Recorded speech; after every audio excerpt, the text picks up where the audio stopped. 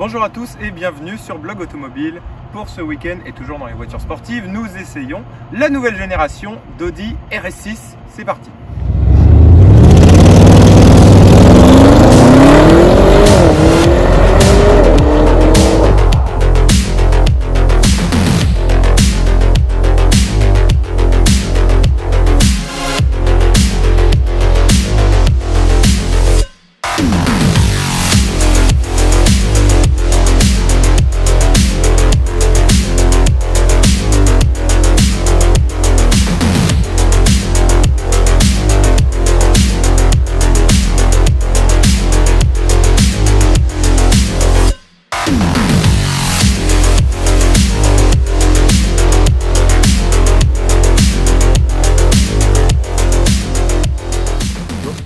On va faire un premier tour d'horizon esthétique de cette RS6 avec une configuration incroyable. Regardez-moi cette teinte bleu Navarre mat, c'est une option à 7000 €. Et regardez, les optiques qui sont spécifiques à la RS6 et identiques sur la RS7 marquent bien la différence avec une A6 normale. Évidemment, comme toutes les RS6, on retrouve un bouclier avant très massif, très agressif, avec des petites notes en carbone, la petite jupe à l'avant et ici sur les prises d'air qui sont pas factices, qui amènent directement vers le moteur. On retrouve la calandre single frame et assez large qu'on retrouve sur l'ensemble de la gamme Audi, surmontée des trois petites ouïes ici en hommage à l'Audi Sport Quattro des années fin 80, début 90. Il y a quelques petites touches assez encore intéressantes dans cette configuration. Surtout à l'extérieur, on a des jantes optionnelles en 22 pouces avec des pneus Pirelli P0 en 285 de large et surtout une option à 11 000 € dans le pack dynamique RS, les freins en céramique. Regardez-moi la taille des étriers, c'est vraiment impressionnant, ça fait quasiment la taille de mon avant-bras. On a rarement vu quelque chose de cette taille sur une telle voiture et en effet il y a quand même près de 2 tonnes d'œufs à freiner, donc on est bien content d'avoir cette option. La partie arrière n'est pas en reste et elle est aussi très impressionnante. Les optiques arrière sont identiques à la version Avent de l'Audi A6 et on retrouve par contre un petit liseré noir laqué qui vient en lieu et place du liseré chromé qu'on peut avoir sur une A6 normale. Et enfin, le diffuseur, la jupe arrière qui est vraiment la partie la plus impressionnante, la plus marquante de cette Audi RS6, tout en carbone, assorti à l'avant et on a des sorties d'échappement très larges, ovoïdes de chaque côté. Ça, c'est une tradition sur la gamme Audi RS.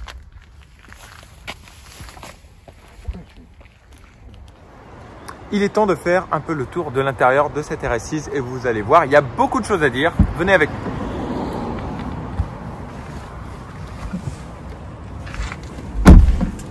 La RS6, avant tout, c'est bien une A6. Donc, on retrouve vraiment l'environnement commun à la berline et au break Audi. Au niveau du volant, de l'écran, du sélecteur de vitesse, on retrouve vraiment l'environnement qu'on a l'habitude de voir sur une Audi A6 avec quelques petites touches sportives quand même, à commencer par ce volant Alcantara. L'Alcantara est ici également rappelé sur le sélecteur de vitesse qui a une très bonne prise en main. On peut le décaler vers la droite pour passer en mode sport. Ici, plus de commande de climatisation manuelle avec des boutons. Vous voyez, c'est un écran déporté dédié uniquement à cet effet. Et le retour haptique est plutôt sympathique parce qu'on n'a pas juste l'impression d'avoir un écran tactile sans petite sensation derrière le doigt. Du coup, on a vraiment l'impression d'avoir un bouton derrière. Vous entendez, on a un petit clic. Voilà, on peut absolument tout configurer. Et c'est intéressant d'avoir un écran entièrement dédié à la climatisation, ça évite de chercher partout dans les menus. Menus qui sont d'ailleurs très nombreux ici, vous pouvez configurer absolument tout à l'envie. Le Virtual Cockpit également, vous avez deux modes de vue, celui-ci et celui-là. Dommage, moi j'aurais aimé avoir quand même ce qu'on peut avoir sur les autres modèles Audi généralement. Deux petits compteurs ronds, un compte tour et un compteur de vitesse un peu à l'ancienne. Peut-être qu'on peut, je pense pas m'être trompé, j'ai à peu près exploré tous les menus. Voilà, on a également le rappel du compte tour et de la vitesse sur l'affichage tête haute qui est une option. Et c'est à peu près tout ce qu'on peut dire de spécifique sur cette RS6. On a une belle finition ici qui imite un peu de la fibre de carbone. On a des surpiqûres rouges un petit peu partout. Vous voyez, il y a de la finition en Alcantara sur le tunnel de transmission. Il n'y a pas grand chose à dire sur la qualité des matériaux. On a le cuir étendu sur toute la planche de bord avec cette planche justement qui reprend le design qu'on pouvait voir il y a quelques années, c'est-à-dire en deux parties avec un premier volet dédié à la climatisation, on a également une option très intéressante qui est le système audio Bang & Olufsen, 19 haut-parleurs avec ces magnifiques sorties en mode satellite qu'on pouvait retrouver également chez Aston Martin et qui ont été inaugurées sur l'A8 il y a de cela maintenant presque 15 ans. C'est une option à un peu plus de 6 000 €. Mais la RS6, c'est aussi et avant tout une familiale et c'est là tout son intérêt. Je vous emmène sur les places arrière parce qu'il y a également beaucoup de choses à dire à l'arrière.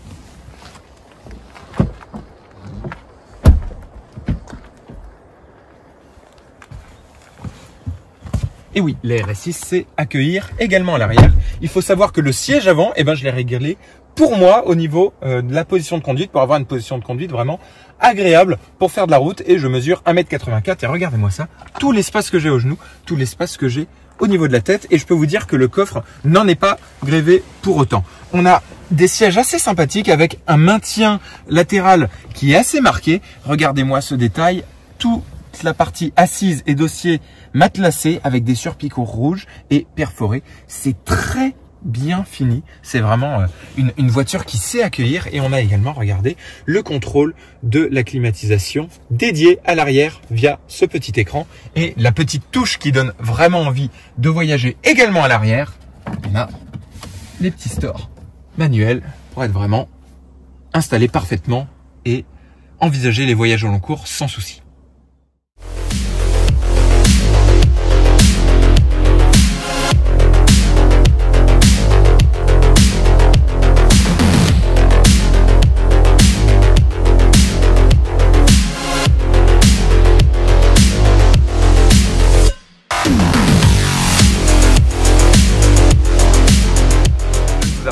La RS6, c'est un break, c'est une version adaptée pour les déménageurs, coffre électrique évidemment, 565 litres de volume avec les 5 sièges en place et jusqu'à 1680 litres.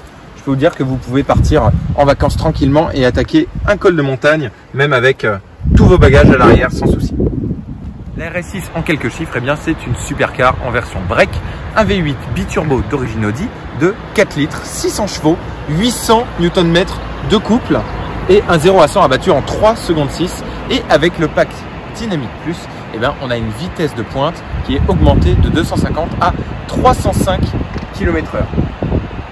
C'est à peu près la même puissance que la génération précédente qui était de 580 chevaux et 605 chevaux en version pas compétition, mais on a cette fois-ci une micro-hybridation pour essayer de gagner quelques grammes sur les rejets de CO2, mais la voiture n'échappe pas tout de même à un malus de 30 000 € vu qu'on voit le rejet de CO2 arriver à plus de 280 grammes au kilomètre.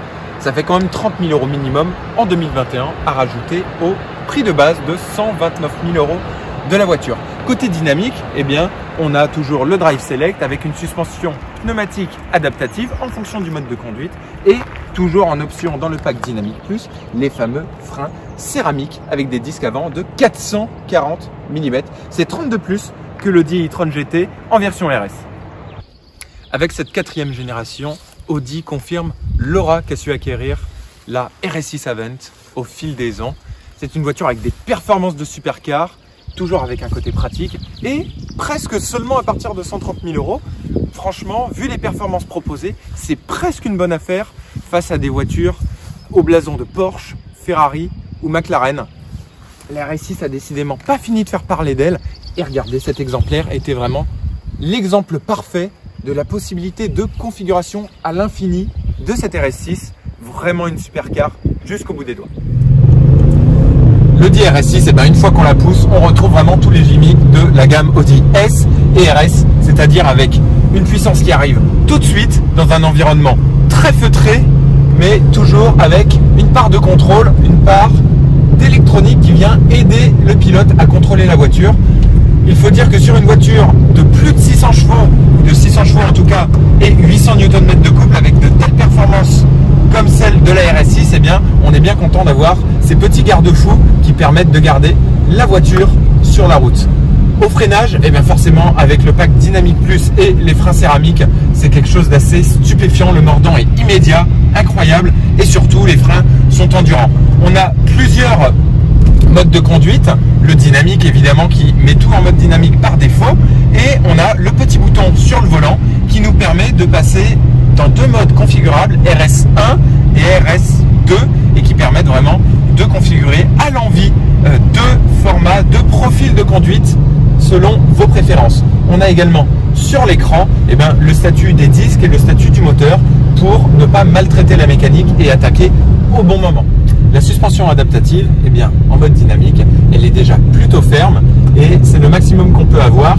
Par contre, sur une voiture qui se veut un peu exceptionnelle et vraiment très démonstrative comme la RS6, j'aurais aimé que ce soit peut-être encore plus démonstratif dans l'amortissement, peut-être encore un peu plus dur.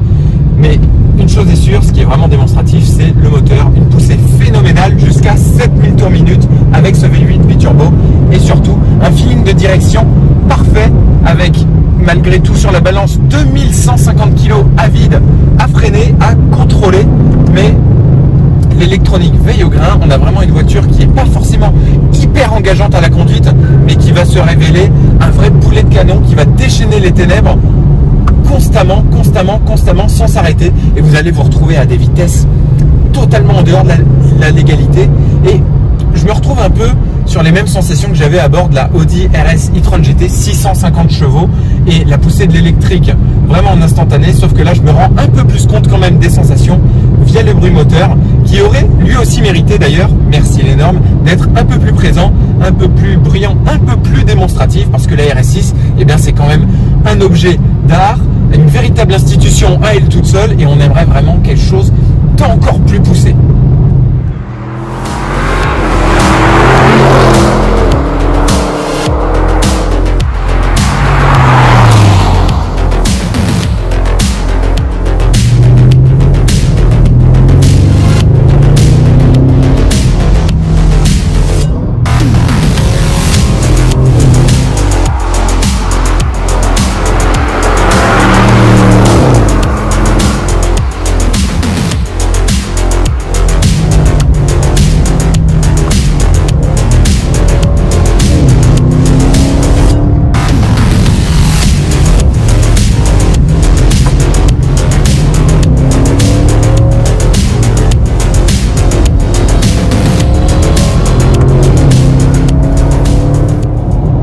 Voyageuse, la RS6 l'est vraiment, surtout avec son mode efficiency, parce que avec un V8 de 600 chevaux de 4 litres, malgré le biturbo, on peut descendre sous les 12 litres de consommation.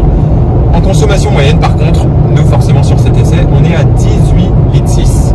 Par contre, vous voyez, sur long parcours comme ça, la RS6 est vraiment parfaite. Ça reste une Audi avec une tenue de cap absolument parfaite, une insonorisation aux petits oignons, un moteur qui permet de reprendre sur le couple en 8e vitesse et une audio Bang & Olufsen qui vous divertira, qui vous donnera ce que vous voulez comme ambiance. Avec cette 4e génération, Audi confirme l'aura qu'a su acquérir la RS6 Avant au fil des ans. C'est une voiture avec des performances de supercar, toujours avec un côté pratique et presque seulement à partir de 130 000 €. Franchement, vu les performances proposées, c'est presque une bonne affaire face à des voitures au blason de Porsche, Ferrari ou McLaren. La RS6 a décidément pas fini de faire parler d'elle. Et regardez, cet exemplaire était vraiment l'exemple parfait de la possibilité de configuration à l'infini de cette RS6. Vraiment une supercar jusqu'au bout des doigts.